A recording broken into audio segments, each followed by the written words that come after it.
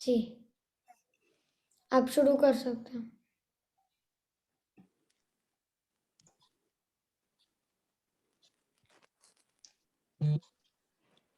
हरे Krishna. Presentation शुरू करने से पहले मैं नमनिष्ठा प्रभु जी को धन्यवाद देना चाहूंगी, जिनके मार्गदर्शन से हमने यहाँ तक पहुंचे हैं, और हेत प्रभु जी को दंडवत प्रणाम।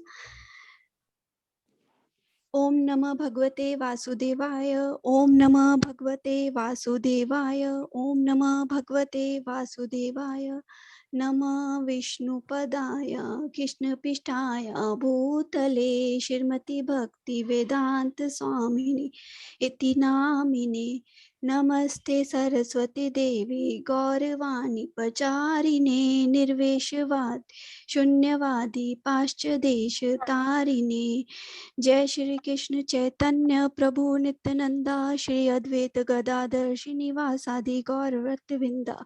हरे कृष्ण कृष्ण कृष्ण हरे हरे, हरे राम राम राम हरे हरे। हरे कृष्ण कृष्ण कृष्ण हरे हरे, हरे राम राम राम हरे हरे। हमारा ग्रुप का आज का विषय है भगवत गीता का 9वां अध्याय राज विद्या राजगृह योग। और मेरा पहला प्रश्न है, भक्ति श्री नारद मुनि के उदाहरण से शुद्ध भक्ति सेवा के अभ्यास के लिए प्रासंगिक सामान्य सिद्धांत बनाएं। अपनी प्रतिक्रिया में 9.2 पद और तात्पर्य का संदर्भ दे। भक्ति सेवा इतनी शक्तिशाली है कि केवल भक्ति सेवा की गतिविधियों में संलग्न होने से व्यक्ति बिना किसी संदेह के शुद्ध हो जाता है। इसका एक व्यवहारिक उदाहरण नारद जी के पिछले जन्म से देखा जा सकता है।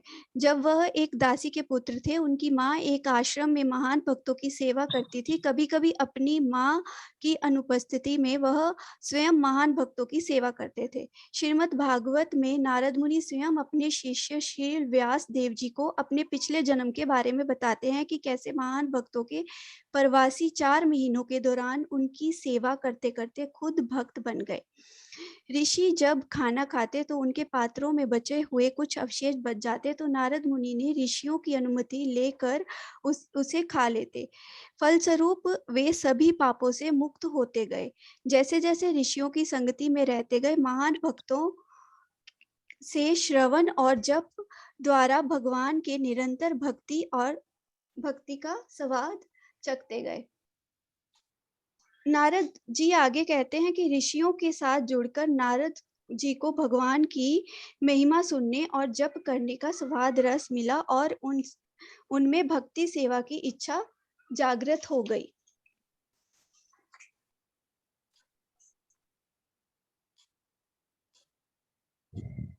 धार्मिक लोग आमतौर पर नहीं जानते कि धर्म सर्वोच्च पूर्णता भक्ति सेवा की प्राप्ति से ही है। जैसा कि 18वें अध्याय में के अंतिम श्लोक में बताया गया है कि आत्म साक्षात के लिए वैदिक ज्ञान की आवश्यकता होती है, लेकिन नारद जी की आध्यात्मिक गुरु के स्कूल नहीं गए थे और ना ही वैदिक सिद्धांतों में शिक्षित थे। फिर भी उन्होंने केवल आश्रम में महान भक्तों के संग से वैदिक अध्ययन के उच्चतम परिणाम प्राप्त किए। अभी प्रश्न यह उठता है कि यह कैसे हो सकता है कि वैदिक साहित्यों के अध्ययन के बिना ही हम ऊपर उठ सकते हैं, जैसे नारद जी ने वो स्थान ग्रहण किया। वैदिक साहित्य में इसकी पुष्टि की गई है। आचार्य वन पुरुषो वेद, जो महान भक्तों के साथ है, भले ही शिक्षित ना हो, कभी वेदों का अध्ययन ना किया हो, वह भगवत प्राप्ति के लिए आवश्यक ज्ञान से परिचित हो जाता है। और अब प्रश्न उठता है कि भक्ति सेवा ही क्यों अपनाएं? क्योंकि यह बहुत ही सरल है। इसमें श्रवण कीर्तन आदि विधियां जिन्हें अपनाकर कोई भी किसी भी जाति से क्यों ना हो निरंतर करने से शुद्ध हो जाता है। जाति से क्यों, इसे तो कोई भी गरीबी से त्रस्त व्यक्ति भी कर सकता है, क्योंकि भगवान स्वयं कहते हैं पत्रम पुष्पम फलम तो अर्थात भगवान प्रेम से चढ़ाए हुए पत्ते और पानी से भी खुश हो जाते हैं और भगवान को अर्पण कर कर खाने की महिमा तो इतनी है कि उनके पैरों में चढ़ी हुई तुलसी को खाकर सनत कुमार जैसे महान ऋषि महान भक्त बन गए।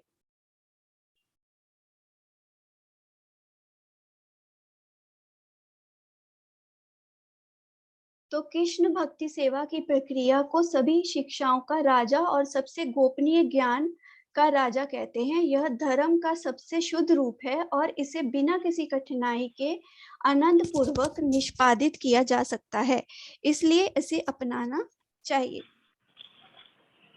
मेरा दूसरा प्रश्न है कि भौतिक दुनिया के साथ कृष्ण के संबंध की व्याख्या प्रभुपाद जी के अभिप्राय और उपमाओं द्वारा करें। संपूर्ण ब्रह्मांड अभिव्यक्ति उनकी भगवान की दो अलग अलग ऊर्जाओं, श्रेष्ठ आत्मीय ऊर्जा और निम्न भौतिक ऊर्जा का संयोजन है। जैसे सूर्य का प्रकाश पूरे ब्रह्मांड में फैला हुआ है, भगवान की शक्ति पूरी सृष्टि में फैली हुई है और सब कुछ उस ऊर्जा में विश्राम कर रहा है।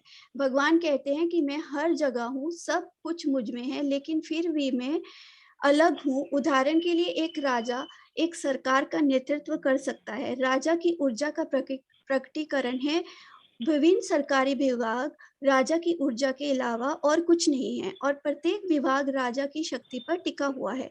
लेकिन फिर भी कोई यह उम्मीद नहीं कर सकता कि राजा हर विभाग में व्यक्तिगत रूप से उपस्थित रहे। इस भौतिक दुनिया और आध्यात्मिक दुनिया में भगवान के सर्वोच्च व्यक्तित्व की ऊर्जा पर टिकी हुई है। सृष्टि उनकी विभिन्न ऊर्जाओं के प्रसार से होती है, जैसा कि भगवत गीता में कहा गया है कि अपनी विभिन्न ऊर्जाओं के प्रसार द्वारा भगवान हर जगह मौजूद है। मत स्थानी सर्वभूतानी, भगवान कहते हैं कि मैं सब स्थानों पर टिका हुआ हूँ, सब स्थानों पर हूँ। भगवान इस तथ्य की व्याख्या करते हैं, यद्यपि वे संपूर्ण भौतिक अभिव्यक्तियों के पालन करता है, वे इस भौतिक अभिव्यक्ति को छूते नहीं हैं। बस उनकी सर्वोच्च इच्छा से सब कुछ बनाया जाता है और सब कुछ कायम रहता है और सब कुछ अंत में नष्ट भी हो जाता है। उनके मन और स्वयं में कोई अंतर नहीं है, लेकिन हम जो जीव हैं उनके भौतिक मन में और हमारे में अंतर होता है, क्योंकि वे परम आत्मा हैं। साथ ही भगवान हर चीज में मौजूद है, फिर भी आम आदमी यह नहीं समझ सकता कि व्यक्तिगत रूप से कैसे मौजूद है, वह मौजूद है। वह इस भौतिक अभिव्यक्ति से भिन्न है, फिर भी सब कुछ उन पर निर्भर है। इसे यहाँ इस प्रकार समझाया गया है कि योगम ऐश्वरम, भगवान के सर्वोच्च व्यक्तित्व की रहस्यमय शक्ति। इसे हम एक और हवा के माध्यम से भी समझ सकते हैं। हवा की गति हर चीज की गति को प्रभावित करती है। हवा आकाश से परे नहीं है। इसी तरह सभी अभिभूत ब्रह्मांडीय अभिव्यक्तियां ईश्वर की सर्वोच्च इच्छा में विद्वान हैं। वे इस सभी उस सर्वोच्च इच्छा के अधीन हैं।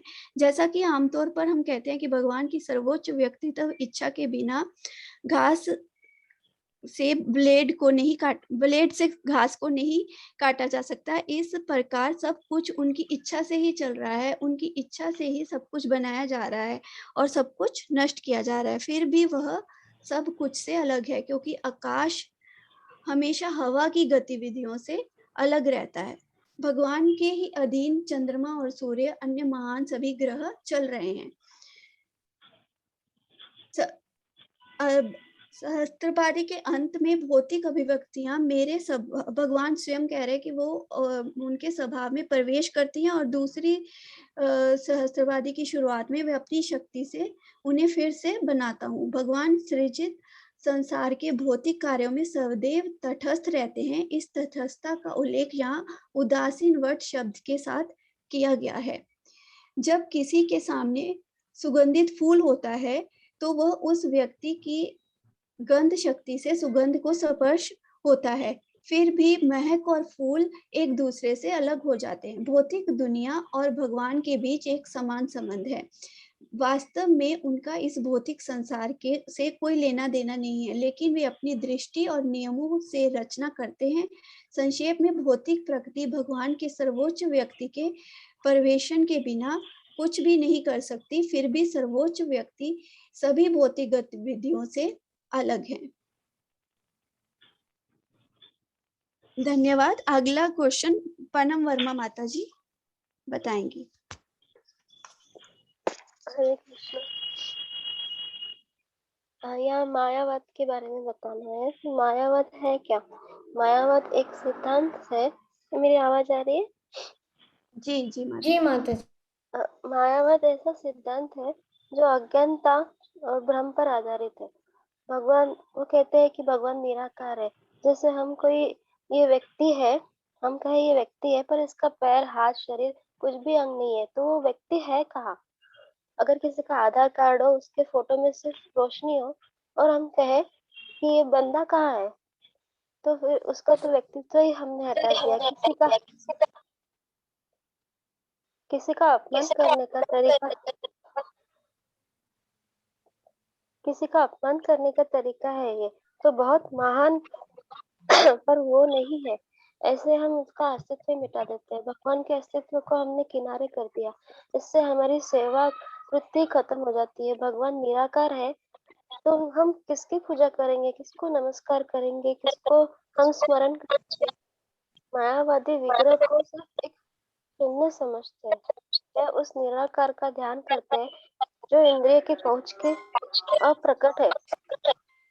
उनका दूसरा सिद्धांत होता है कि हम निराकार मतलब भगवान। माता की डबल आवाज क्यों आ रही है?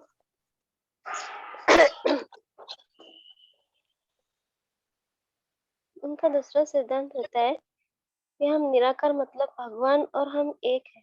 हम भगवान के साथ एक हो जाएंगे। ऐसा हो सकता है? गीता में भगवान कहते हैं कि आत्मा घुलती मिलती नहीं है। क्या हनुमान जी राम जी के साथ एक हो गए या उनकी सेवा करते हैं? सदा रहो रघुपति के दासा। जैसे मक्खी शीशे पर हूं हूं करते करते टक जैसे नीचे गिर जाती है, उस उनसे मिलती नहीं, उसी प्रकार निराकारवादी हूं हूं करते ब्रह्म में मिल जाने के लिए कोशिश करते हैं और नीचे फिर जन्म लेते हैं। जीव और भगवान में अंतर हमेशा है और रहेगा। भगवान स्वयं कहते हैं कि साकार रूप पूजा श्रेष्ठ है। इसलिए प्रभुपाद जी ने मायावाद का खंडन किया। मायावादी का तीसरा सिद्धांत है कि भगवान के हमें दर्शन क्यों नहीं होते, क्योंकि जीव और परमात्मा के बीच चार पर्दे होते हैं, तीन गुणों का और एक महामाया का। जो भगवान से विमुख होते हैं उनके लिए भगवान ये पर्दे रखते हैं। अनन्य भक्तों के लिए तो भगवान पर्दे हटा भी देते हैं क्योंकि वे माया के स्वामी है। हमारे मन में कभी विचार आता है कि एक बार भगवान खाना खा ले या आंखें हिला दे तो कंफर्म हो जाएगा कि भगवान मूर्ति में है, पर उतने हम शुद्ध नहीं है। वो ऐसा कर भी दिए तो अंतर क्या होगा उससे? भगवान सामने आ जाते हैं तो पौंड्रक जैसे पौंड्रक जैसे लोग उनके सामने खड़े होके बोलते हैं कि मैं भगवान हूँ। इतने बदमाश वृत्ति हो जाती है भौतिकता के वश में आके उनकी। दुर्योधन को भी बड़ा रूप दिखाया तो वो कहता है कि अपनी माया हटाओ। शिशुपाल ने भी गालियां दी भगवान को। इसलिए भगवान ने 5 तत्वों से बना विग्रह उपस्थित किया, इसकी सेवा करो कहा।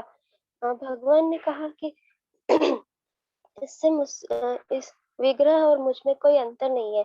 ये विवरण भागवत में आता है कि भगवान भक्त के पराधीन हो जाते हैं।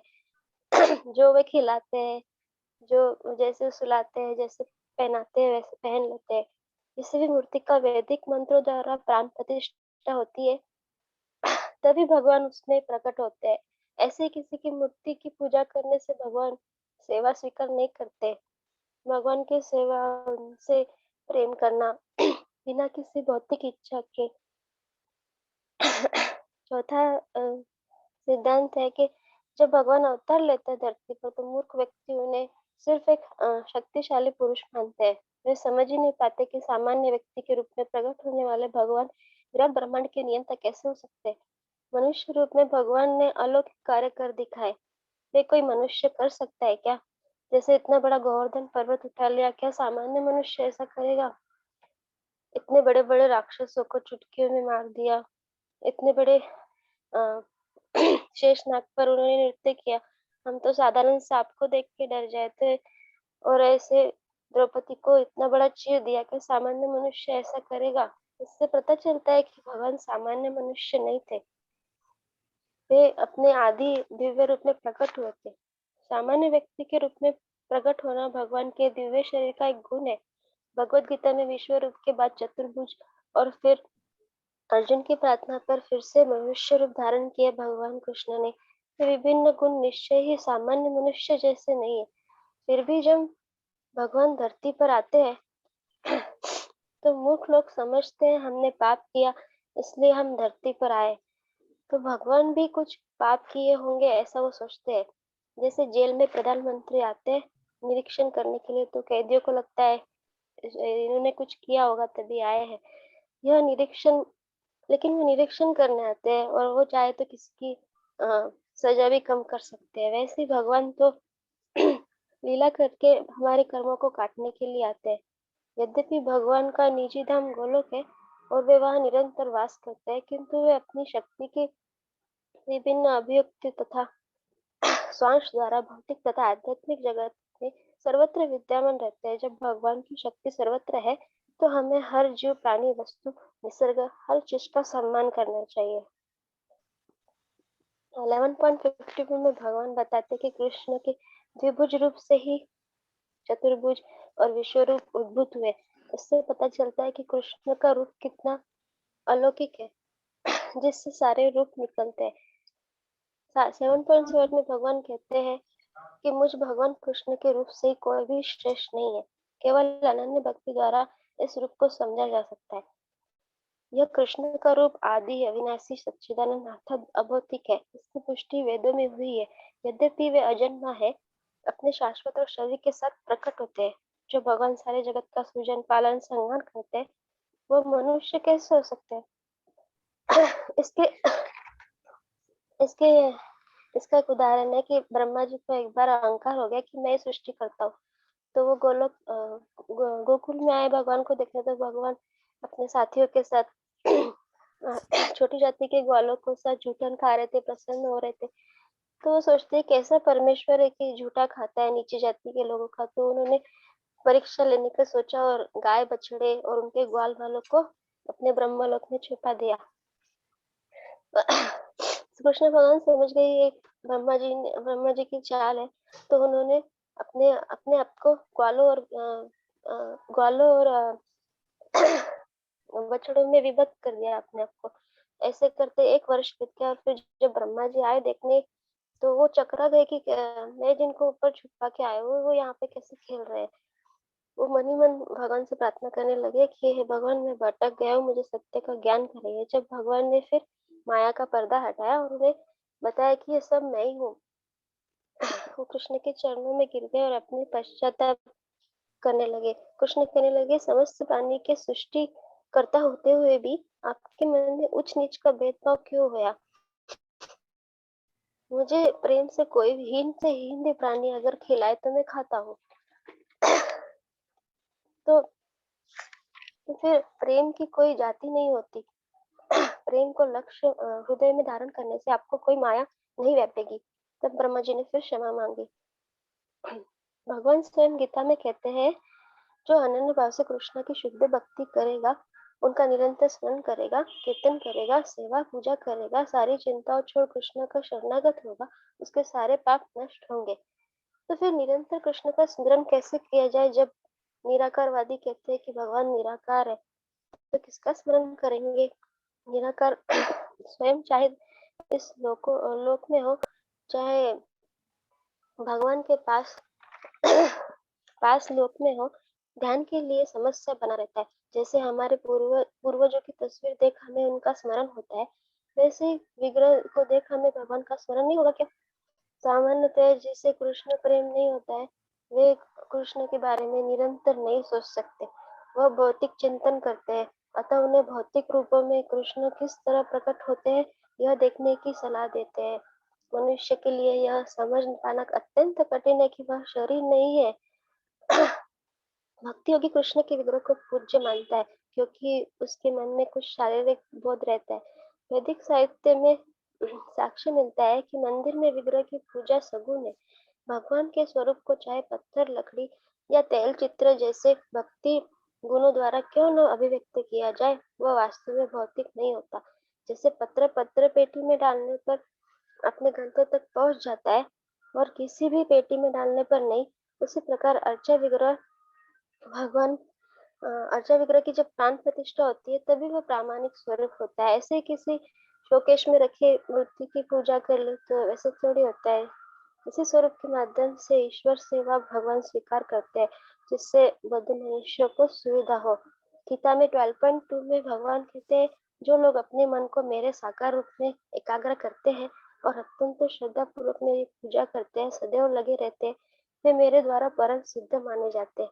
अतः सकार पूजा श्रेष्ठ है। जब भगवान खुद कह रहे हैं कि सकार पूजा श्रेष्ठ है, तो फिर निराकारवादी क्यों निराकार में लगे रहते हैं? पता नहीं। क्या गीता के अध्ययन से ऐसा प्रतीत होता है कि देवता कृष्णा तथा अनेक धाम निर्विशेष है?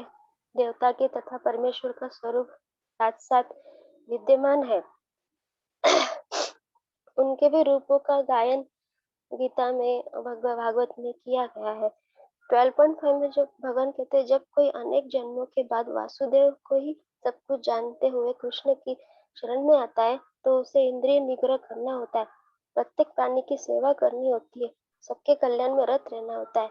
लेकिन सामान्य व्यक्ति के लिए निराकार अनुभूति का यह विधि अत्यंत कठिन सिद्ध होता है, जबकि भक्ति योग जो मार्ग है वो भगवान का प्रत्यक्ष सेवा होने के कारण सुगम है और देहदारियों के लिए स्वाभाविक भी है। तो फिर भक्ति योग विग्रह की पूजा क्यों न की जाए? दूसरा प्रश्न है, हरे कृष्णा। हरे कृष्ण। हाँ, दूसरा प्रश्न है, श्रील प्रभुपाद जी के जीवन के उदाहरण के साथ महात्मा के 4 गुणों की चर्चा कीजिए। महात्मा कौन है? जब कोई भगवान के शरणागत होता है तो उसे महात्मा पद की प्राप्ति होती है। महात्मा के गुण गीता में बताए गए हैं। अब महात्मा सदैव देवी प्रकृति में स्थित रहते हैं, वे भौतिक प्रकृति के अधीन नहीं होते, क्योंकि 7वें अध्याय में भगवान बताते हैं, जो उनकी शरण ग्रहण करेगा वह तुरंत ही प्रबल प्रकृति के 3 गुणों के वश से मुक्त हो जाएगा। और जो गुरु होते हैं वो महात्मा ही तो होते हैं। और दूसरा, वे भक्ति में निम्न रहते हैं, वे अपने ध्यान को कृष्ण के अतिरिक्त अन्य किसी और नहीं ले जाते, क्योंकि वे जानते हैं कि कृष्ण ही आदि अविनाशी सब कारणों के कारण भगवान है।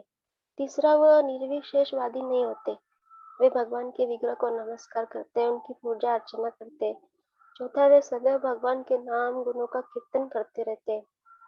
श्री कृष्ण की असहनीय लीलाओं की प्रशंसा करते हुए परमेश्वर को महिमान्वित करते रहते हैं। प्रभुपाद जी से किसी ने पूछा कि भगवत गीता में कहाँ लिखा है कि 16 माला जप करे? तब प्रभुपाद जी ने उत्तर दिया, 9.40 में भगवान कह तो रहे हैं कि सततम कीर्तयन्तो माम यतन्तश्च दृढ़वता। सतत कीर्तन करना चाहिए। सतत नहीं कर सकते तो कम से कम 16 माला तो कर ही लो। कृष्ण और कृष्ण के नाम में तो कोई अंतर ही नहीं है, तो नाम का कीर्तन सर्वश्रेष्ठ है। और कैसे करना चाहिए? दृढ़वतः, आलस्य करके नहीं, दृढ़वत होकर। लोग कहते हैं कि मैं मेरा कर्तव्य पूरा करूं, यही मेरे लिए पूजा है। उठते ही काम पर लग जाते हैं, रात को थक कर सो गए, क्या ये पूजा है? भगवान को कितना याद किया उन्होंने, सिर्फ दुख में याद करते हैं, ऐसे तो हम भगवान को याद नहीं करते। इसलिए सुबह नाम जप करना जरूरी है। फिर काम में भी अपने आप फिर दिन भर भगवान याद आने लगते हैं। नाम जप मतलब भगवान की शरण ग्रहण करना, और शरण ग्रहण करने के फायदे तो भगवान ने बताए ही है। पांचवा, वह मनसा वाचा कर्मणा अपने सारे कार्यकल्प भगवान कृष्ण की सेवा में लगाते हैं। छठवां, वह भगवान के विधि विधानों का दृढ़ता से पालन करते हैं, जैसे एकादशी जन्माष्टमी का उपवास करते हैं। अब विदुर जी ने भी धृतराष्ट्र को महात्मा के कुछ गुण बताए हैं। वो क्यों बताया? क्योंकि पांडव में ये गुण है, और ये धृतराष्ट्र को कहा कि आप में भी ये गुण आने चाहिए, ऐसे समझ कर उन्हें ये गुण बताए। तो पहला गुण है, महात्मा संसार के द्वंद्व से प्रभावित नहीं होते। महात्मा मान अपमान सुख दुख इनसे प्रभावित नहीं होते। उनको कृष्ण पर विश्वास होता है कि जो भगवान कर रहे हैं वही मेरे लिए ठीक है। और दूसरा, आपदा में विचलित नहीं होते। प्रभुपाद जी के जीवन में भी कितनी आपदा आई, पर वे अपने लक्ष्य से विचलित नहीं हुए। अंत समय तक उन्होंने भगवत गीता का प्रचार किया, कितनी आपदाएं झेली, लेकिन वो विचलित नहीं हुए। तीसरा, बात को ध्यान से सुनते हैं।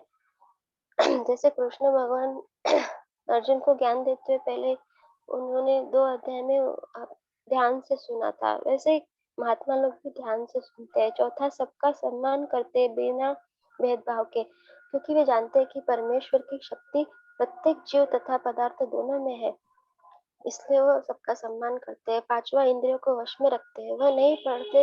वह नहीं पढ़ते जो कृष्ण संबंधित ना हो, उसे नहीं खाते जो कृष्ण को भोग न लगा हो। जहाँ कृष्ण की बात नहीं होती हो वह नहीं जाते, तब कह सकते हैं कि उनकी इंद्रियां वश में है, वही महात्मा है। छठवा, कभी भी अपना समय खराब नहीं करते। सातवां, कार्य को पूरा करते हैं। आठवां, ना किसी की चापलूसी करते हैं ना लेते हैं। नौवां, दूसरों का दोष नहीं देखते, लेकिन गुरु शिष्य के दोष निकाल सकते हैं। वे उनसे दोष इसलिए निकालते हैं कि वो उन्हें सुधार सके, उनके भले के लिए। ऐसा नहीं कि हम जैसे दूसरों को दोष देख के उनसे द्वेष करते हैं, ईर्ष्या करते हैं। गुरु वैसे नहीं होते, वो शिष्य के दोष निकाल सकते हैं। 10वां, क्षमा कर देते हैं। फिर अर्जुन ने दुर्योधन को क्षमा क्यों नहीं किया, ऐसा भी प्रश्न हमारे मन में आता होगा। फिर अर्जुन ने क्योंकि भगवान ने उसे युद्ध लड़ने को क्योंकि वो आत्मा अधर्म का मार्ग छोड़ रही नहीं थी। जो दुर्योधन था वो भौतिक गुणों के वश से निकलने नहीं चाह रहा था। भगवान ने उन्हें विश्वरूप दर्शन दिए, फिर भी वो उसे माया समझ रहा था और मान नहीं रहा था भगवान की, और वो भगवान की सेवा भी नहीं करता था ना और उसने भगवान के भक्त को कष्ट दिया था। ये सबसे बड़ी बात, वो भगवान के मंदिर को, अपने शरीर को दूषित कर रहा था। जो अपना शरीर है वो तो भगवान का मंदिर है ना, और वो उसे दूषित कर रहा था और दूसरों के मंदिरों को भी वो कष्ट पहुंचा रहा था, और मंदिर का पुजारी होते हुए भी भगवान की सेवा से विमुख हो गया था, तथा दूसरों के मंदिरों को भी क्षति पहुंचा रहा था। इसीलिए भौतिकता के प्रभाव में आए ऐसे पुजारी को मंदिर से निकालने की आवश्यकता थी, इसलिए उन्होंने उसे दंड देने का सोचा। इसलिए भगवान ने अर्जुन को युद्ध करने के लिए कहा, और उन्होंने दुर्योधन को क्षमा किया, लेकिन एक हद तक क्षमा कर सकते हैं ना। भगवान के मनुष्य नहीं कर रहा, उसका दंड तो वो भुगत ही रहा है धरती पर जन्म लेकर। पर जब वह दूसरी आत्मा का कल्याण नहीं चाहता, उनके दोष देख उनसे द्वेष ईर्ष्या करता है, तो वह पाप करता है। अ,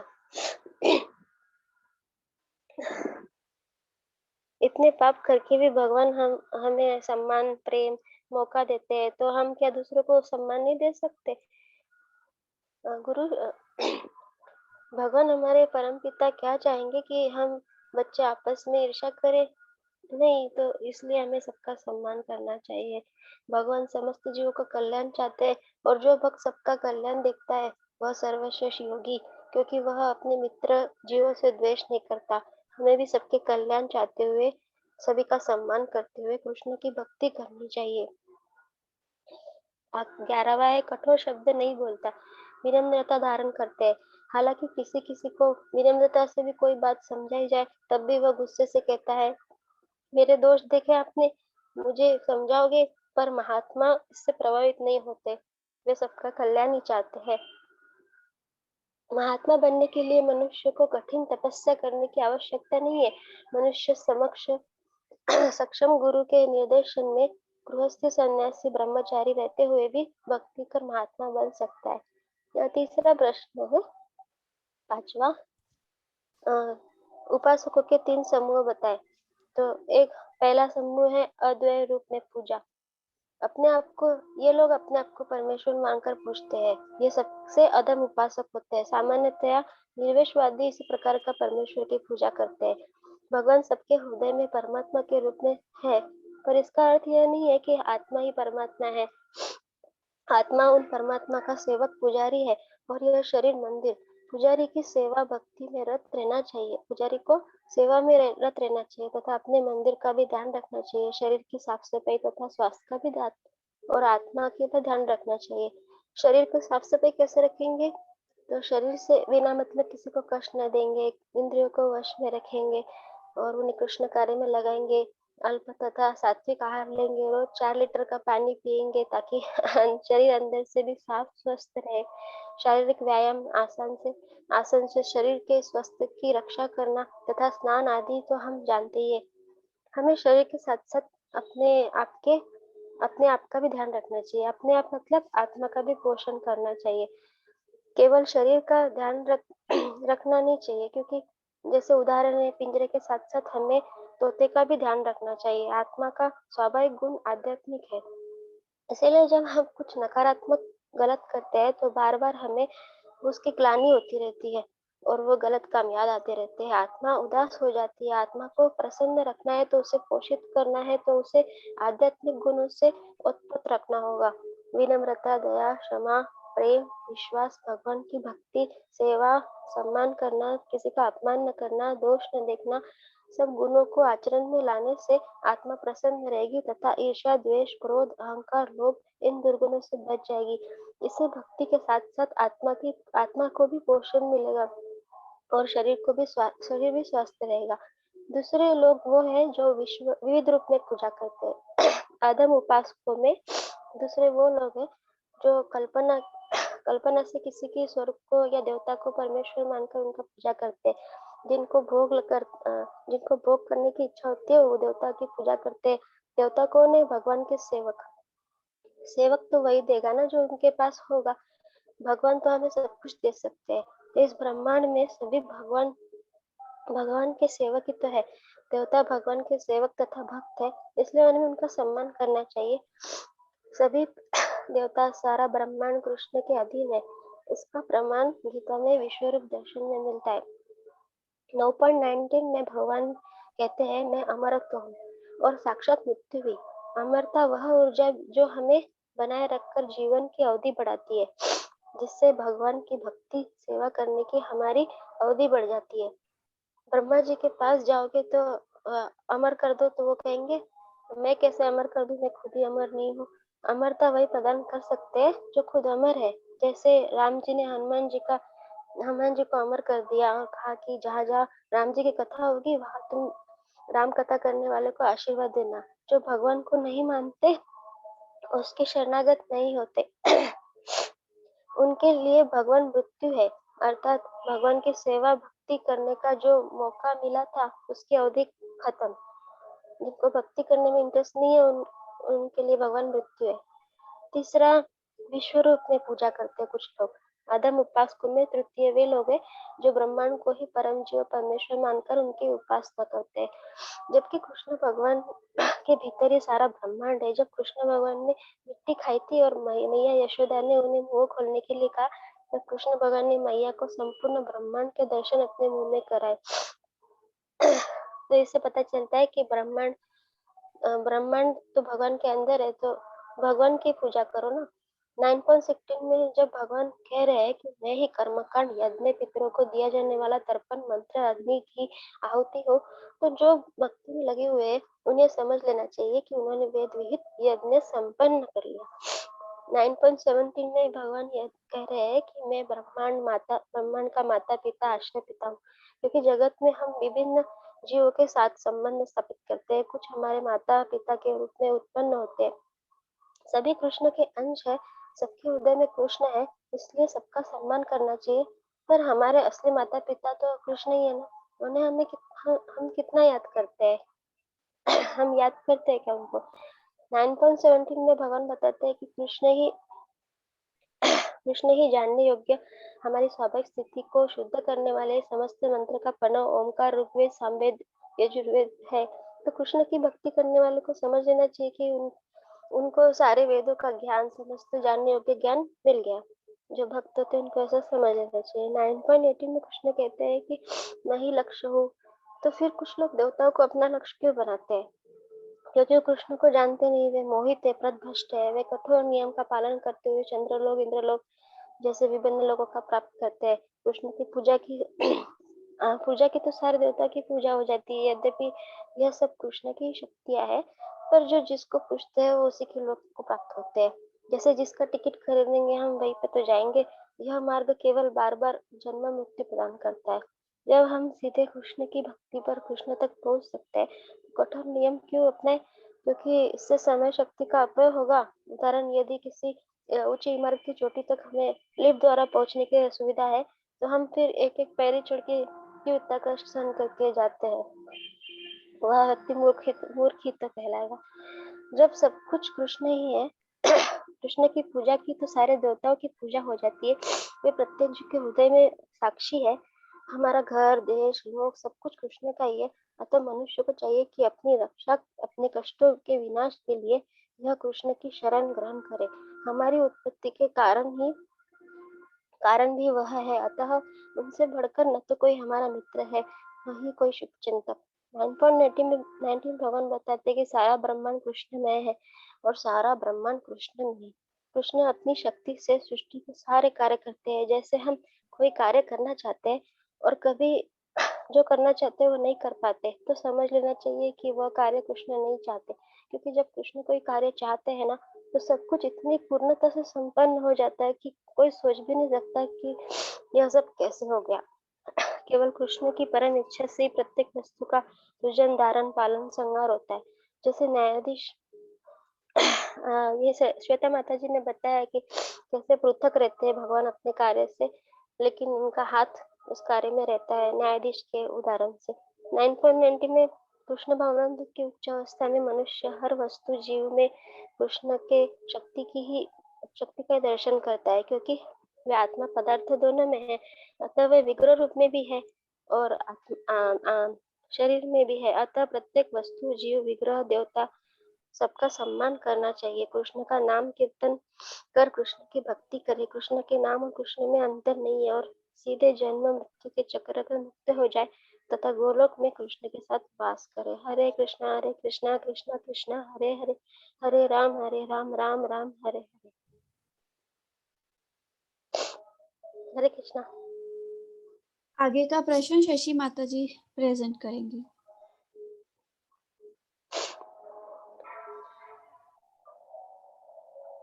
शशि माता जी।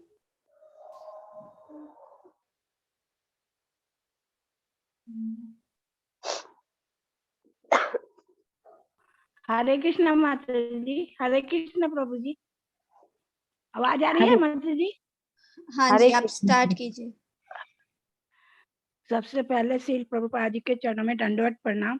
जय पताका प्रभु जी को सादर वंदन। हमारे नामानिष्ठा प्रभु जी के चरण कमलों में सादर प्रणाम। हरे कृष्णा। प्रश्न क्रमांक 6 अध्याय 9वें अध्याय के 20वें से 25 श्लोक और तात्पर्य के संदर्भ में कृष्ण का अपने भक्त के साथ पारस्परिक व्यवहार का वर्णन कीजिए। व्यक्तिगत और उद्देश्यात्मक अनुप्रयोगों के लिए इन सिद्धांतों की प्रासंगिकता पर चर्चा करें। कृष्ण की सीधी पूजा कृष्ण की कृपा से पूर्णता प्राप्त करती है। पापी पवित्र गतिविधियों के परिणाम को समाप्त करते हैं, वे फिर से इस नश्वर ग्रह पर लौट आते हैं। त्रिवेदियों के लिए अंतिम लक्ष्य केवल कृष्ण है। निरंतर विद्याओं के शुद्ध हो जाते हैं। हरे कृष्ण। इस प्रकार यह देवता उपासक केवल कृष्ण की पूजा करते हैं, लेकिन परोक्ष रूप से वे वेदों का अध्ययन करते हैं, सोम रस पीते हैं, स्वर्गीय ग्रहों की खोज करते हैं। देवता उपासक का मार्ग पापी प्रतिक्रियाओं से शुद्ध होकर वे इंद्र के पवित्र स्वर्गीय ग्रहों की खोज करते हैं, जहां वे ईश्वरीय भोगों का आनंद ले सके। अपने पवित्र गतिविधियों के परिणाम को समाप्त करने के बाद वे फिर से इस नश्वर ग्रह पर लौट आते हैं। इस प्रकार यह मार्ग केवल बार बार जन्म और मृत्यु प्रदान करते हैं। त्रिवेदियों के लिए अंतिम लक्ष्य केवल कृष्ण है। श्लोक नंबर 9वें अध्याय के 20वां श्लोक कह रहा है, वास्तविक त्रिवेदी कृष्ण के चरण कमलों की शरण लेते हैं और भक्ति सेवा में संलग्न होते हैं। हरे कृष्ण का जाप करके और कृष्ण के ज्ञान की खेती करके। वेदों के केवल आधिकारिक छात्र केवल देवताओं के बलिदान में रुचि रखते हैं। केवल प्राप्त लाभ निम्नतर विद्याओं से शुद्ध हो जाते हैं। लंबे जीवन और बेहतर इंद्रिय तृप्ति के साथ स्वर्गीय ग्रहों की ऊंचाई, लक्ष्य के रूप में स्वर्गीय ग्रहों की हानि, पृथ्वी पर वापस आता है। जन्म और मृत्यु का चक्र पवित्र कर्मों को समाप्त करने के बाद सदृश जन्म और मृत्यु के चक्र की तुलना में अध्ययन 9वें अध्याय का 21 श्लोक। बार बार जन्म और मृत्यु के बचने के लिए दिया गया समाधान। आध्यात्मिक दुनिया को अपना लक्ष्य बनाएं। 9वें अध्याय के 21 और 22 श्लोक बताते हैं। हरे देवता कृष्ण जी माता जी। हरे कृष्ण।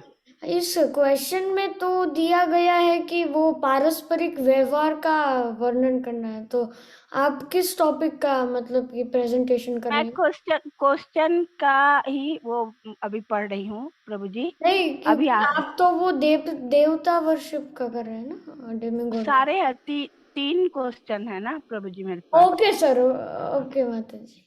अभी हाँ, 9वें अध्याय के 20वां और 21वां श्लोक बताते हैं देवता जीवन की आवश्यकताओं को कैसे प्राप्त करते हैं।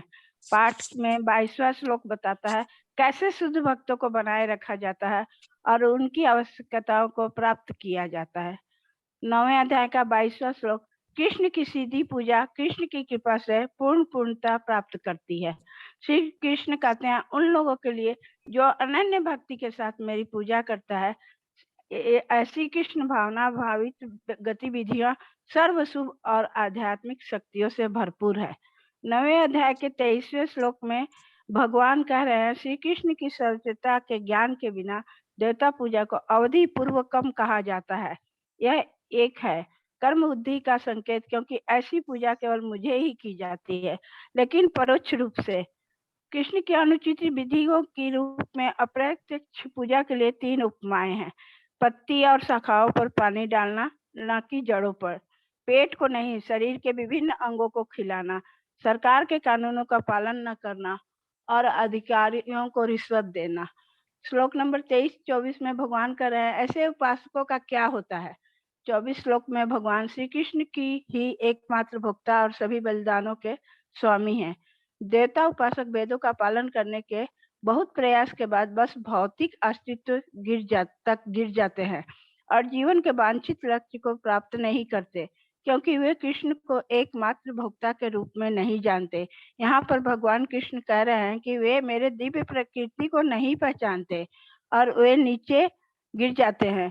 वेद विभिन्न यज्ञों की सिफारिश करते हैं। वास्तव में यज्ञ का अर्थ विष्णु है। अंततः सभी यज्ञों का लाभार्थी भी विष्णु ही है। वर्णाश्रम का लक्ष्य विष्णु को प्रसन्न करना है।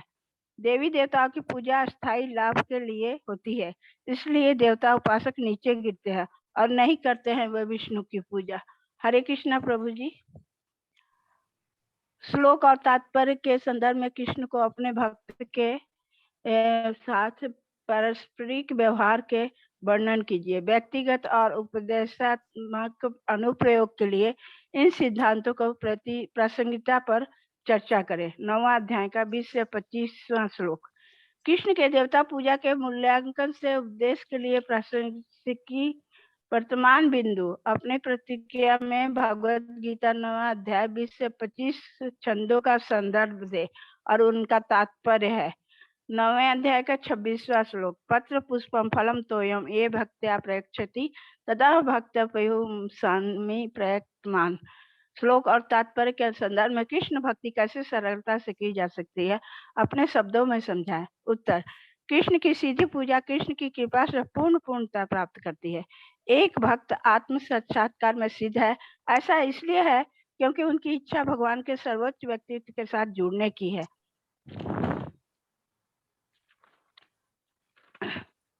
देवता उपासक केवल कृष्ण की पूजा करते हैं, लेकिन परोक्ष रूप से। वे वेदों का अध्ययन करते हैं, सोम रस पीते हैं, स्वर्गीय ग्रहों की खोज करते हैं। देवता उपासक का मार्ग पापी प्रतिक्रियाओं से शुद्ध होकर वे इंद्र पवित्र स्वर्गीय ग्रहों की खोज करते हैं, जहां वे ईश्वरीय भोगों का आनंद ले सके। अपने पवित्र गतिविधि के परिणाम को समाप्त करने के बाद वे फिर से इस नश्वर ग्रह पर लौट आते हैं। त्रिवेदियों के लिए अंतिम लक्ष्य केवल कृष्ण है। वास्तविक त्रिवेदी कृष्ण के चरण कमलों की शरण लेते हैं और भक्ति सेवा में संलग्न होते हैं। वेदों के केवल आधिकारिक छात्र केवल देवताओं के बलिदान में रुचि रखते हैं, निम्नतम विद्याओं से शुद्ध हो जाते हैं, लंबे जीवन और बेहतर इंद्रिय तृप्ति के साथ स्वर्गीय ग्रहों की ऊंचाई, लक्ष्य के रूप में स्वर्गीय ग्रहों की हानि पृथ्वी पर वापस आता है। जन्म और मृत्यु का चक्र पवित्र कर्मों को समाप्त करने के बाद सदिश जन्म और मृत्यु के चक्र की तुलना में अध्ययन। 9वें अध्याय का 21वां श्लोक। बार बार जन्म और मृत्यु से बचने के लिए दिया गया समाधान। आध्यात्मिक दुनिया को अपना लक्ष्य बनाए। 9वें अध्याय के 20 और 21 श्लोक में बताते हैं देवता जीवन की आवश्यकताओं को कैसे प्राप्त करते हैं। 22वें श्लोक में बता रहे हैं श्री कृष्ण कैसे शुद्ध भक्तों को बनाया रखा जाता है और उनकी आवश्यकताओं को प्राप्त किया जाता है। श्री कृष्ण की सीधी पूजा कृष्ण की कृपा से पूर्णता प्राप्त करती है। श्री कृष्ण कहते हैं उन लोगों के लिए जो अनन्य भक्ति के साथ मेरी पूजा करता है, ऐसी कृष्ण भावना भावित गतिविधियों को सर्व शुभ और आध्यात्मिक शक्तियों से भरपूर है। 9वें अध्याय के 23वें श्लोक में भगवान कह रहे हैं कि श्री कृष्ण की सर्वोच्चता के ज्ञान के बिना देवता पूजा को अवधि पूर्वक कम कहा जाता है। यह एक है कम बुद्धि का संकेत, क्योंकि ऐसी पूजा केवल मेरे लिए ही की जाती है, लेकिन परोक्ष रूप से कृष्ण की अनुचित विधि के रूप में अप्रत्यक्ष पूजा के लिए 3 उपमाएं।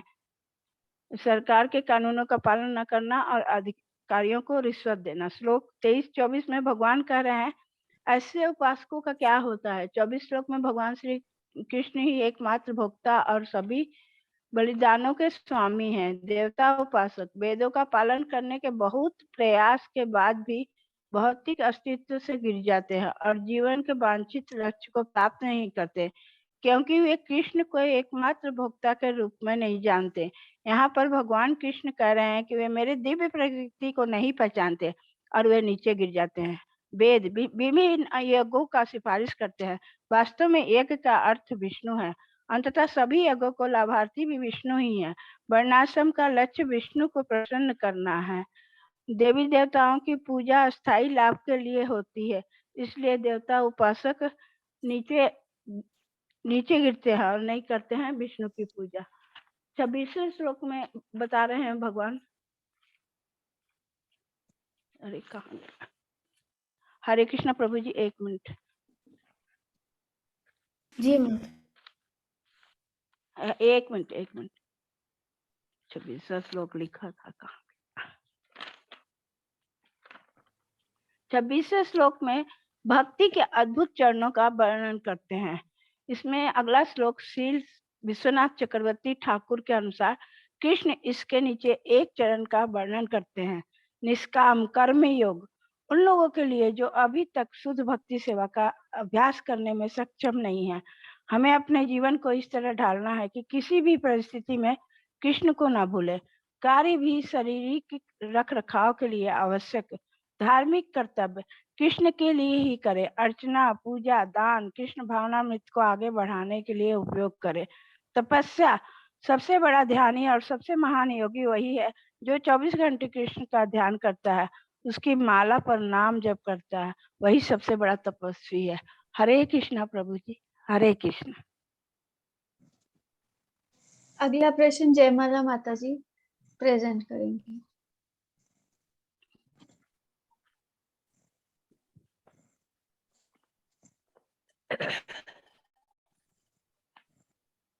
हरे कृष्णा। श्रील प्रभुपाद के चरणों में दंडवत प्रणाम। शिला प्रभुपाद की जय।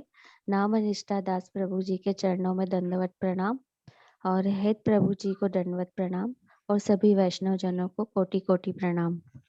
मेरा आज का प्रश्न है, श्री रूप गोस्वामी के युक्त वैराग्य के सिद्धांत को भगवत गीता अध्याय 9 के 27वें और 28वें श्लोक के छंदों और अभिप्रायों के संदर्भ में समझाइए।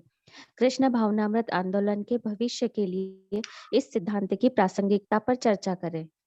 तो हम यहाँ देखेंगे श्लोक नंबर 27 और 28 में भगवान कृष्ण अर्जुन महाराज से क्या कहते हैं।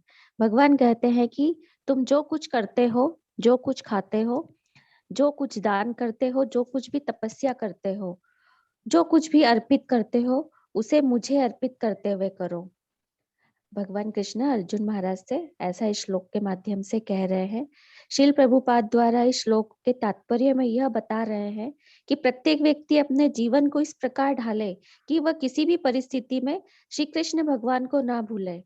हमें अपने जीवन निर्वाहन के लिए कर्म तो करना ही पड़ता है, लेकिन कर्म इस तरह से करे कि वो भगवान कृष्ण को सेंटर में रखे और हर कर्म में भगवान कृष्ण को लेकर आए।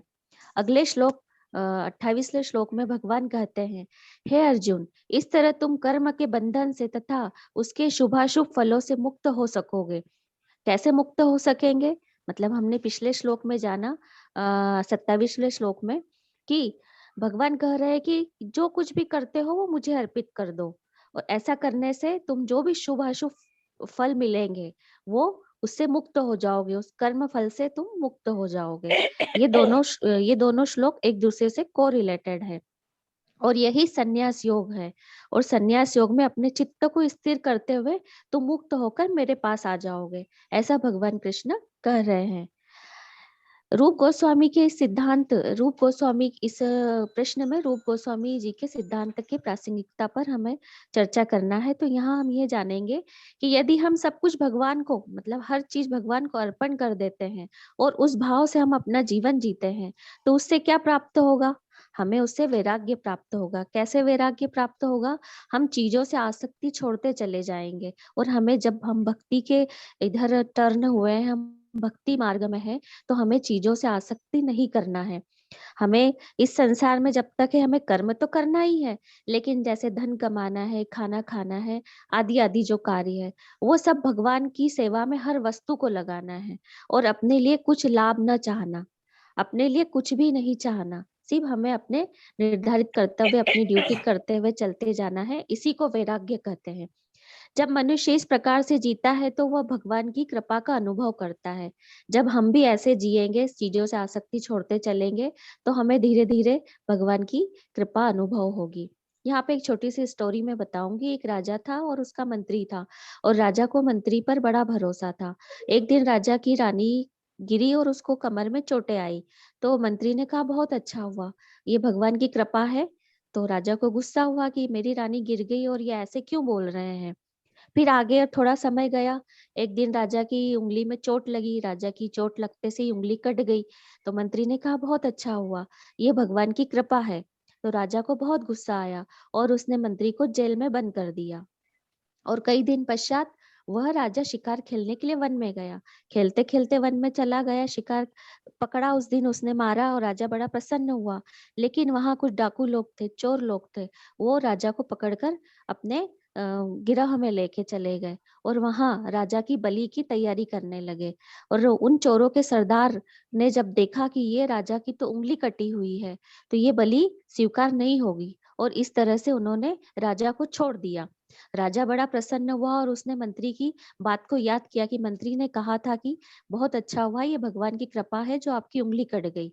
अब मंत्री राजमहल में आया, मंत्री को बुलवाया जेल से, और राजा ने मंत्री से पूछा, ये तो मुझे समझ में आ गया कि मेरी उंगली कटी तो भगवान की कृपा हुई, लेकिन आप पर कृपा कैसे हुई? आप तो जेल में बंद हो गए। तब मंत्री ने मुस्कुराते हुए कहा कि हे राजन, अगर मैं तुम्हारे साथ वहां वन में जाता तो तुम्हारी जगह मेरी बलि चढ़ा दी जाती। तो इस तरह हम देखेंगे कि भविष्य के लिए यह सिद्धांत कैसे लागू होता है। हमारे कर्मों का जो फल है उसमें भगवान की कृपा होती है, परंतु जो हम करते हैं वो हमारे हाथ में होता है। हमें क्या करना है और क्या नहीं करना है, ये हमें सीखना चाहिए, और ये हम वैदिक शास्त्रों से सीखेंगे और सभी को बताएंगे। लेकिन अगर जो शास्त्र नहीं जानता है, उसको योग्य गुरु के पास जाकर या शिक्षा गुरु के पास जाकर सीखना चाहिए। अगर वो योग्य गुरु के पास भी नहीं जा सकता है, तो जो वैष्णव जन है उनके सानिध्य में रहकर उनसे सीखना चाहिए कि हमें क्या कर्म करना है और क्या कर्म नहीं करना है। हरे कृष्णा। हरे कृष्णा। अब कितने प्रश्न हैं यहाँ पे? प्रभु जी, अभी मेरे दो तीन हाँ सर, क्वेश्चन और है यहाँ मतलब पे। कि टोटल में कितने हैं? 3 है प्रभु जी। ओके, अब बस 3 उसके बाद 3 प्रश्न हाँ मेरे हो रहे हैं प्रभु जी। हाँ हाँ, बिंदल माता जी, हाँ, मैं जो शॉर्ट भी करके है ना, जल्दी थोड़ा फटाफट थोड़ा, समझाती हाँ हूँ। वही फटाफट से कीजिए। हाँ हाँ हाँ, ठीक है प्रभु जी। अगला मेरा क्वेश्चन है कि 9वें अध्याय के 29वें श्लोक और तात्पर्य के संदर्भ में भगवान की पारस्परिक प्रकृति की व्याख्या करें। इस श्लोक में भगवान कह रहे हैं कि मैं सभी के लिए समान हूँ, ना मैं किसी से द्वेष करता हूँ, ना किसी से पक्षपात करता हूँ। हाँ, लेकिन जो मेरी भक्ति पूर्वक सेवा करता है, जो अपने भक्तिमय चरित्र को बड़ा बनाकर रखता है, वो भगवान की कृपा को अधिक ग्रहण कर सकता है। जो मेरा भजन करता है, मैं उसके लिए स्पेशल फेवर करता हूँ। भजन भक्ति जो करता है उस पर सामान्य लोगों के कंपेयर थोड़ी अधिक कृपा होती है भगवान की। फिर ये लगेगा कि ये तो पक्षपात है। नहीं, ये पक्षपात नहीं है।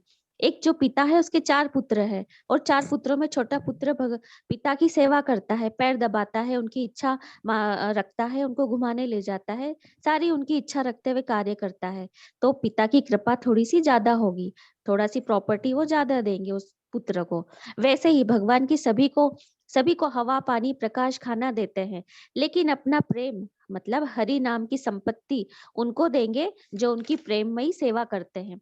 भगवान परोपकारी पिता के रूप में सबके लिए समान है, किंतु जो व्यक्ति सेवा करता है उनके लिए विशेष कृपा होती है। जैसे भगवान ने अर्जुन के लिए सारथी बन गए, यशोदा मैया के लिए उखल से बन गए, अर्जुन के लिए शस्त्र उठा लिया और अपने ही वचन को तोड़ दिया। ऐसे कई उदाहरण हैं। हरे कृष्णा। अगला मेरा क्वेश्चन है 9वें अध्याय के 30वें और 31वें श्लोक और तात्पर्य के संदर्भ में कृष्ण के कथन के उपयुक्त और अनुचित अनुप्रयोगों पर चर्चा करें। इस श्लोक में बताया गया है कि यदि हम भक्ति मार्ग में हमसे कुछ त्रुटि हो जाती है, भूल हो जाती है, अपराध हो जाता है या पाप बन जाता है, तो क्या भगवान हमें क्षमा करते हैं? तो हम यहाँ देखेंगे कि अर्जुन महाराज के इस संशय का उत्तर श्री कृष्ण भगवान ने भगवत गीता के अध्याय 9 के 30वें श्लोक में दिया है। भगवान कहते हैं कि जो कोई गलत काम या बहुत गलत काम अनजाने में या गलती से करते हैं, तो मैं पूर्व संस्कारों के कारण वो करते हैं, तो मैं उन्हें क्षमा करता हूँ। हम भी चैंटिंग करते हैं, भगवत गीता पढ़ते हैं, बहुत मतलब भक्ति में लगे हुए हैं, लेकिन हमसे भी कुछ अगर गलत काम हो जाता है, लेकिन अनजाने में होता है, भूलवश होता है, तो उसके लिए भगवान हमें जरूर क्षमा करते हैं, हमें घबराना नहीं चाहिए। भगवान कह रहे हैं कि जघन्य से जघन अनजाने में पाप कर दिया है किसी भक्त ने, तो हमें सोचना चाहिए कि हम अनन्य भाव से भक्ति में लगे रहते हैं क्या? अनन्य मतलब केवल कृष्ण की भक्ति करते हैं, उनके जीवन में दूसरा कोई नहीं है। एक भक्त के जीवन में दूसरा कोई नहीं होना चाहिए कृष्ण भगवान की जगह। उनके दिन की शुरुआत भगवान की आरती से होना चाहिए, खाए तो प्रसाद खाए और जिए तो केवल भगवान का नाम लेके रहे, मतलब वैष्णव निजम, मतलब कृष्ण निजम। ऐसे भाव वाले व्यक्ति से कोई गलती भी हो जाए तो भगवान इस श्लोक में कहते हैं साधु रेव ही मंतव्य। मैं ऐसे व्यक्ति को साधु ही मानता हूँ, और गलती हो तो समाज के लोग उसे दोषारोपण करते कि बड़ा साधु बना फिरता है और इसने ऐसा पाप किया, ऐसा कर्म किया। लेकिन जो पाप होता है उससे अनजाने में होता है। सम्यक व्यवस्थित हो, 24 घंटे वह भगवान की सेवा में लगा रहता है, तो ऐसे व्यक्ति को भगवान साधु पुरुष मानते हैं। इस श्लोक का हमें फायदा नहीं उठाना चाहिए। भगवान माफ कर देते हैं, इसका तात्पर्य नहीं है कि हम गलती करें। भगवान सिर्फ यहाँ अनजाने में जो गलती होती है, भूलवश जो होती है, उसको ही माफ करते हैं। भगवान कहते हैं कि ऐसे व्यक्ति को मैं तुरंत धर्मात्मा बना देता हूँ, क्योंकि अनजाने में उससे जो पाप होता है उसका मन खराब होने लगता है, वह गिल्टी फील करता है। पर जैसे ही वह भक्ति में लगा रहता है, भगवान उसे स्थायी शांति प्रदान करते हैं। हे कुंती पुत्र, तुम घोषणा कर दो कि मेरे भक्तों का कभी विनाश नहीं होगा। यह यहाँ भगवान ऐसा कुंती पुत्र को क्यों कह रहे हैं? क्योंकि कभी कभी प्रेम के वशीभूत होकर भगवान अपने कहे वाक्यों को ही काट देते हैं। जैसे महाभारत के युद्ध के लिए कहा था मैं शस्त्र नहीं उठाऊंगा, लेकिन अर्जुन को हारते देख और भीष्म पितामह को उन पे आक्रमण करते देख आखिर में उनको शस्त्र उठाना पड़ा और उन्होंने अपने ही वाक्य को काट दिया, अपने ही वचन को तोड़ दिया। भगवान भक्त के प्रेम में आकर ऐसा करते हैं।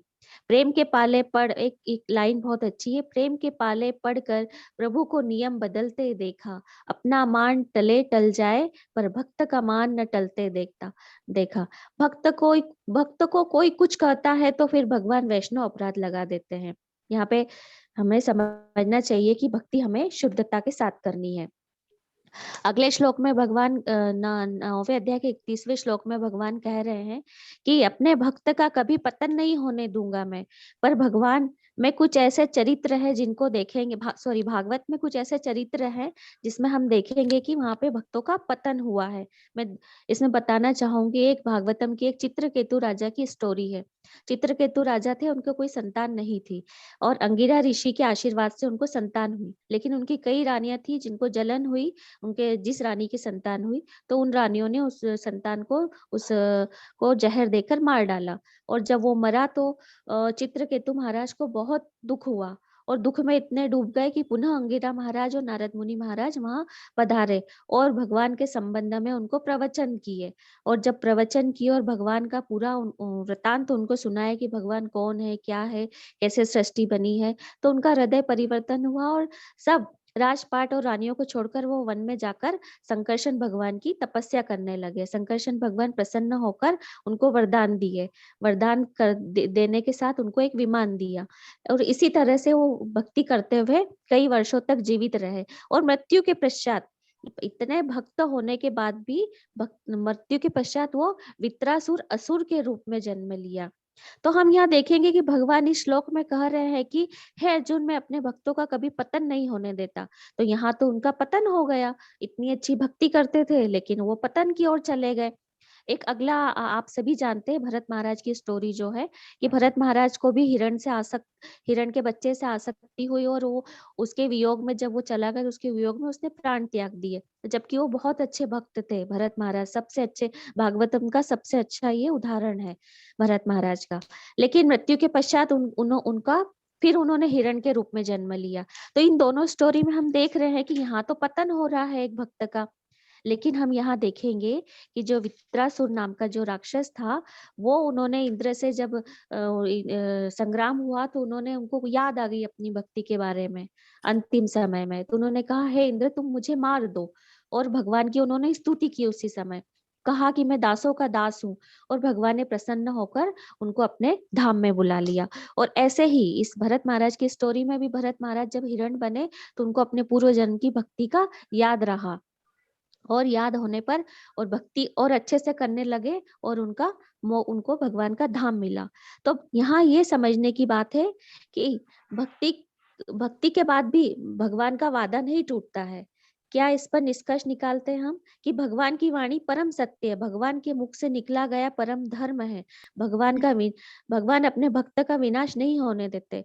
इन दोनों केसों में भक्तों का पतन हुआ, मतलब उनके शरीर का जरूर पतन हुआ है लेकिन उनकी भक्ति का पतन नहीं हुआ है। भक्ति उनकी बढ़ती रही है, उन्हें भगवान का धाम प्राप्त हो गया।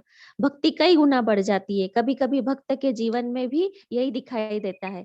इस सिद्धांत को पुष्ट किया जाए तो भगवान अपने भक्तों पर बहुत कृपा करते हैं। भगवान की कृपा दो तरह की होती है, एक अनुकूल और एक प्रतिकूल। जब किसी भक्त पर अनुकूल कृपा करते हैं तो भक्त की जॉब लग जाती है, जो उसकी जीवन में कमी होती है वो कमी पूरी हो जाती है। किसी की शादी नहीं होती तो शादी हो जाती है जब वो भक्ति में आते हैं, बच्चे नहीं होते तो बच्चे हो जाते हैं। किंतु जब भगवान किसी भक्त पर प्रतिकूल कृपा करते हैं तो प्रतिकूल कृपा थोड़ी अलग तरीके की होती है। भक्त का धन चला जाता है, भक्ति करते करते परिवार में झगड़े होने लगते हैं, शरीर में रोग लग जाते हैं, ये भी कृपा है। नौकरी चली जाती है, इसे प्रतिकूल कृपा कहते हैं। हम भक्तों को समझना है कि हम पर कौन सी कृपा है, भगवान की अनुकूल कृपा है या प्रतिकूल कृपा है। अनुकूल कृपा से संसार के सुख सुविधाएं मिलती है और प्रतिकूल कृपा होती है तो सीधे भगवान का धाम प्राप्त होता है, सीधे शुद्ध प्रेम प्राप्त होता है भगवान का। इसलिए हम भक्तों के जीवन में भगवान की अनुकूल कृपा की बहुत आवश्यकता है, साथ साथ जी प्रतिकूल कृपा की भी जरूरत है। भगवान की प्रतिकूल कृपा की बहुत जरूरी है। हरे कृष्णा। इसी के साथ में अपना अगला क्वेश्चन, अगला प्रेजेंटेशन बिंदल माता जी प्रस्तुत करेंगे। हाँ माता जी, अभी थोड़ा, हाँ क्योंकि टाइम बहुत हो गया इसलिए हाँ थोड़ा जल्दी कीजिए। हरे कृष्णा बिंदल माता जी, आप थोड़ा जल्दी शॉर्ट में खत्म कीजिएगा प्लीज। हाँ हाँ, हरे कृष्णा हरे कृष्णा। श्री प्रभुपाद जी और नामान इष्टादास प्रभु जी के चरणों में सादर वंदन। हे प्रभु जी को भी सादर वंदन और सभी वैष्णव भक्तों को प्रणाम। माता जी आवाज आ रही है मेरी? आ रही है। ठीक। प्रश्न 12, कृष्ण भावनामृत आंदोलन के विस्तार के लिए 9.32 और 33 के तैयार किए गए सिद्धांतों के महत्व पर चर्चा करें, छंदों और अभिप्रायों का संदर्भ दें। माम ही पार्थ व्यपाश्रित्य ये पीस्यो पापियो नय स्त्रियो वैश्य तथा शूद्रास्ते अपि यान्ति पराम गतिम किम पुनर्ब्रह्मणा पुण्य भक्ता राजऋष्य तथा अनित्यम सुखम लोकम इमं प्राप्य भजस्व माम। इन दोनों श्लोकों में बताया गया है कि केवल दुराचारी लोग ही नहीं अपितु निम्न कुल में उत्पन्न मनुष्यों की अल्पज्ञ श्रेणी, स्त्री, वैश्य, व्यापारी, शूद्र यानी श्रमिक, सभी लोग धर्मात्मा बनकर परम धाम को प्राप्त कर सकते हैं। ईशोपनिषद में द्विज बंधु को भी अल्पज्ञ कहा गया है। भगवान श्री कृष्ण जिस सिद्धांत का प्रतिपादन बार बार बल देकर कर रहे हैं वो है भक्ति मार्ग की महिमा। अब भक्ति में कोई भेदभाव नहीं होता, उसके लिए कोई स्थान नहीं है। जैसे कि पाप योनि में जन्मे वर्ग भी भगवान की भक्ति को प्राप्त कर सकते हैं। और ये पाप योनि क्या है? ये पापी मन की दूषित प्रवृत्ति है जो मन से उत्पन्न होती है और मन की अशुद्धियों और कमजोरियों को ही स्त्री, वैश्य, शूद्र इन शब्दों से सूचित किया गया है। स्त्री भी जो है, स्त्री से तात्पर्य है कि जो स्त्री के समान मन वाला है। ऐसे मन के लोग अत्यंत भावुक प्रवृत्ति के होते हैं। भौतिक वस्तु में उनकी अत्यंत आसक्ति होती है। किसी भी कार्य का सारा श्रेय वो अपने ऊपर लेना चाहते हैं। इस अहंकार भाव से जो है हमारी माता राधा रानी भी नहीं बच पाई थी जब वो गांव की बरसाने की मुखिया बनी थी। इस प्रकार अनेक लोग मन से वैश्य होते हैं, व्यापारी होते हैं, जो भगवान की भक्ति करते समय ये सोचते रहते हैं कि इससे करने से क्या लाभ होगा और लाभ हानि की गणना, चिंतन ये सब करते हैं, तो वही वैश्य है। मन से व्यापारी प्रवृत्ति का व्यक्ति आध्यात्मिक प्रगति नहीं कर सकता। और इस प्रकार से आलस्य, निद्रा और प्रमाद जैसी जो मन की वृत्तियां हैं वो शूद्र हैं। अब जो भक्ति योग की जो प्रबलता है वो पूर्व के श्लोक संख्या 30 में सबसे पहले भगवान ने दुराचारी का नाम लिया था। तात्पर्य है कि भक्ति में जो जितना छोटा होता है उतना ही अभिमान रहित होता है। दुराचारी में अच्छाई, सद्गुण, सदाचारी का अभिमान नहीं होता, इसलिए उसमें स्वाभाविक दीनता है। मन की अशुद्धि और कमजोरियां हैं। जब ये नकारात्मक प्रवृत्तियां समाप्त हो जाती हैं तब मन में एकाग्रता आती है। भगवान के व्यपाश्रित होकर शरण ग्रहण करके निम्न कुल के व्यक्ति भी परम सिद्धि को प्राप्त कर सकते हैं। वे योगियों और ज्ञानियों से भी महान बन सकते हैं। तो फिर जिनके पूर्व जन्म के आचरण भी अच्छे हों, इस जन्म में भी उत्तम कुल में उत्पन्न हो, ऐसे पवित्र ब्राह्मण और पवित्र क्षत्रिय राजऋषि भगवान की शरण में आ जाए तो क्या ही कहना है, वे परम गति को प्राप्त कर सकते हैं। माता जी आवाज आ रही है? आ रही तो कुछ जी। यह जगत अनित्य है, यह जगत मिथ्या नहीं अपितु अनित्य और दुख में है।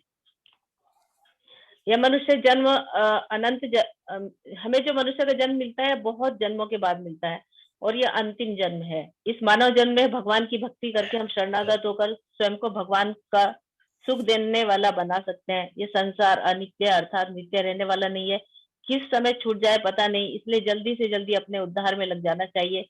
मायावादी संसार को मिथ्या कहते हैं। मिथ्या और अनित्य में अंतर है। अध्याय 8.15 में भगवान ने संसार को दुखालय और अशाश्वत बताया है ना, जिसमें जन्म, मृत्यु, जरा, व्याधि आदि कलेश से ये परिपूर्ण है। और जो ये आध्यात्मिक जगत है वो नित्य और आनंद में है। इमम लोकम से हमें यह लोक, जो ये लोक यानी ये शरीर हमें भगवत भक्ति के लिए मिला है। मानव शरीर में रहकर यदि भगवत भक्ति नहीं की तो अन्य शरीरों में यह संभव नहीं हो सकती। इसलिए भगवान अर्जुन के माध्यम से संदेश दे रहे हैं कि केवल माम भजस, मेरा भजन कर, मेरी सेवा करो और शीघ्र मेरे धाम को प्राप्त करो। जिस तरह से भक्त अपने भगवान से मिलने को व्याकुल रहता है, उसी प्रकार भगवान भी भक्त से मिलने को लालायित रहते हैं। अतः प्रत्येक व्यक्ति को भगवान की शरण में रहना चाहिए, वहां वह सदा सुखी रह सकेगा और शांति प्राप्त कर सकेगा। हरे कृष्णा। हरे कृष्णा। अब बाकी के 2 प्रेजेंटेशंस हम कल कर सकते हैं? कल ऐसा किसी का है ना प्रभु? हाँ क्या? कल को और भी है ना कल। वो तो मतलब कि it will be next week. कल नहीं है हम लोगों का।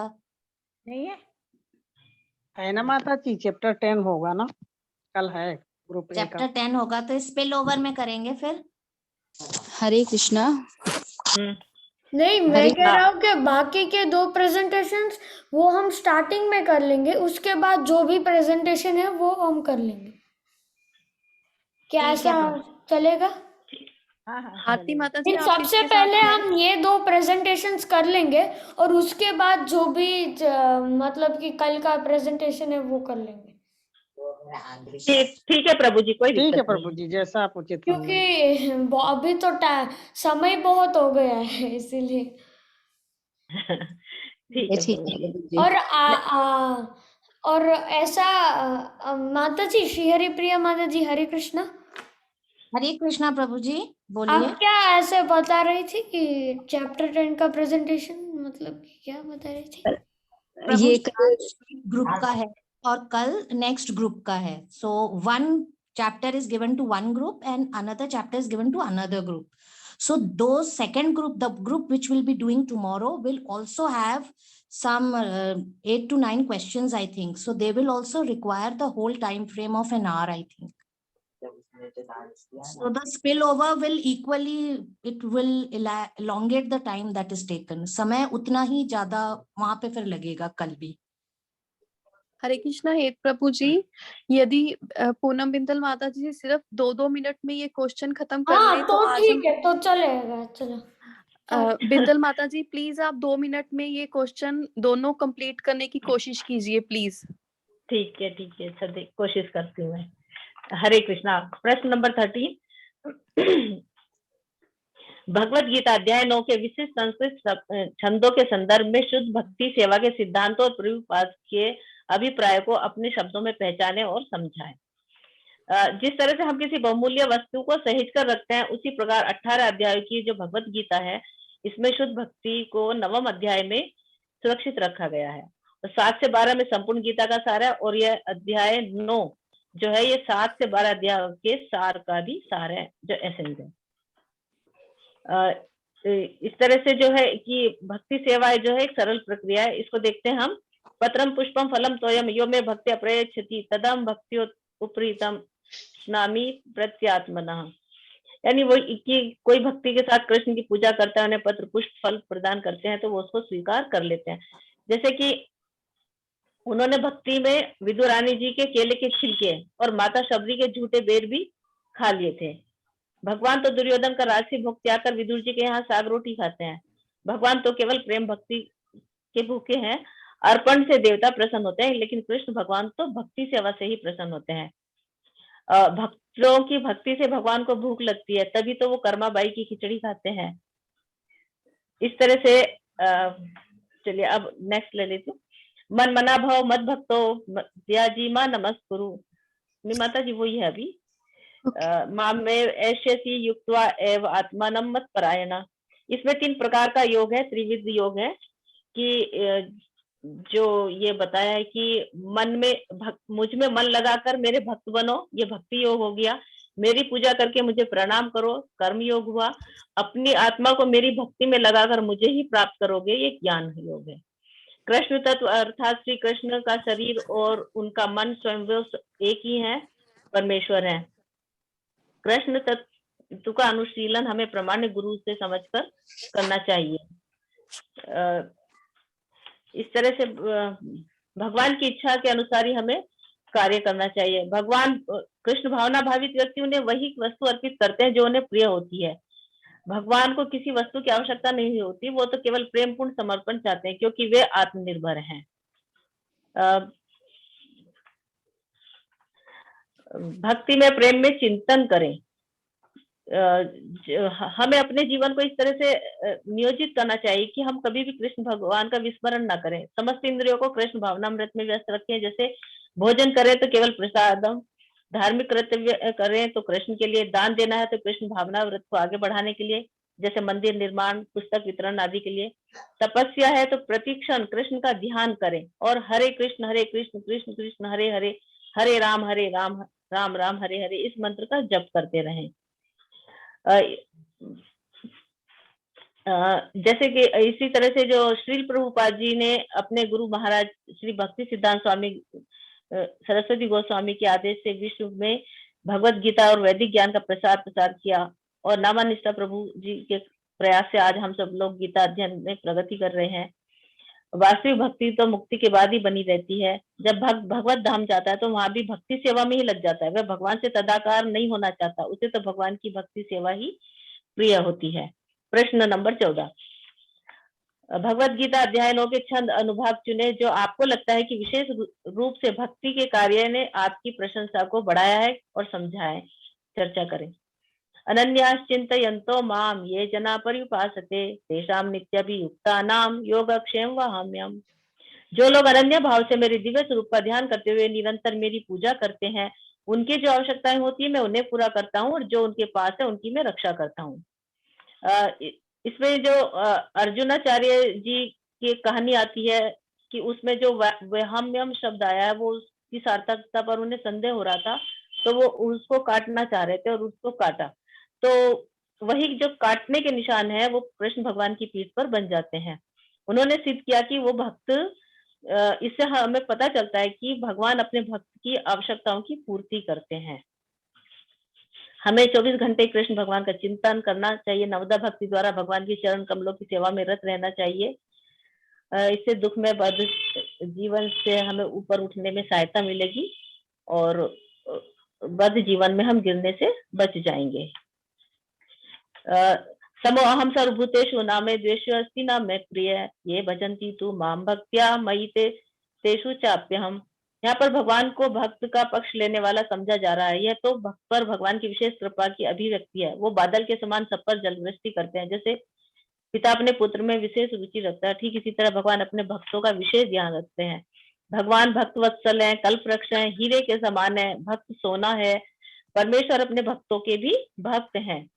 कान्हा, इसको हम इस तरह समझेंगे कि कान्हा ने जब गोवर्धन पर्वत अपनी कनिष्ठ उंगली पर उठाया था तो वृंदावन वासी और बरसाने वालों ने भी अपनी अपनी लकड़ी और डंडों से सहारा दिया था, जबकि भगवान कृष्ण तो स्वयं अकेले ही सारा भार वहन कर सकते थे, या फिर वो स्वयं अकेले ही उसको अधर में भी स्थित कर सकते थे। लेकिन उन्होंने ऐसा नहीं किया क्योंकि वो इसका श्रेय अपने भक्तों को देना चाहते थे। वो भक्तों के भी भक्त हैं। और मैया ने उन्हें 7 दिन बाद 56 प्रकार के भोग एक ही बार में परोसे थे। ये जो है भक्ति का आदान प्रदान और अनन्य भक्ति होती है। अपि चेत सुदुराचारो भजते मामन्य भाग साधुरेव स मंतव्य सम्यक व्यवस्थितो ही स। बद्ध अवस्था में कृष्ण भावना भावित व्यक्ति भी निंदनीय कर्म कर बैठता है, लेकिन यह उसका क्षणिक पतन होता है। भगवान उसे शुद्ध करके क्षमा कर देते हैं, जैसे कि विश्वामित्र जी। जैसे कि चांद का दाग चांदनी के प्रसार में बाधक नहीं बनता, अपितु उसकी चांदनी उसी तरह से सबको प्राप्त होती रहती है। भक्त का कभी विनाश नहीं होता। इस प्रकार हम ये जो शुद्ध भक्ति है ये माया के विरुद्ध युद्ध की घोषणा है और हमारे सभी असंभव कार्य संभव हो जाते हैं।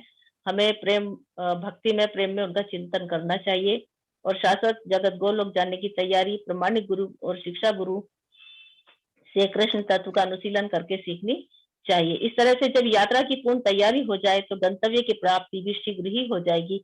अतः हमें महामंत्र का अनवरत जप करते रहना चाहिए। हरे कृष्णा कृष्णा कृष्णा हरे हरे, हरे राम राम राम हरे हरे। सभी श्रोता वैष्णवों का बहुत बहुत आभार। प्रभु जी को भी बहुत बहुत धन्यवाद, उन्होंने हमें समय दिया। अब मैं विराम देती हूँ। वांछा कल्पतरुभ्यश्च कृपा सिंधु एव च पतितानां पावनेभ्यो वैष्णवेभ्यो नमो नमः। हरे कृष्णा। हरे कृष्णा। मैं रिकॉर्डिंग स्टॉप कर दूं? हाँ जी प्रभु जी।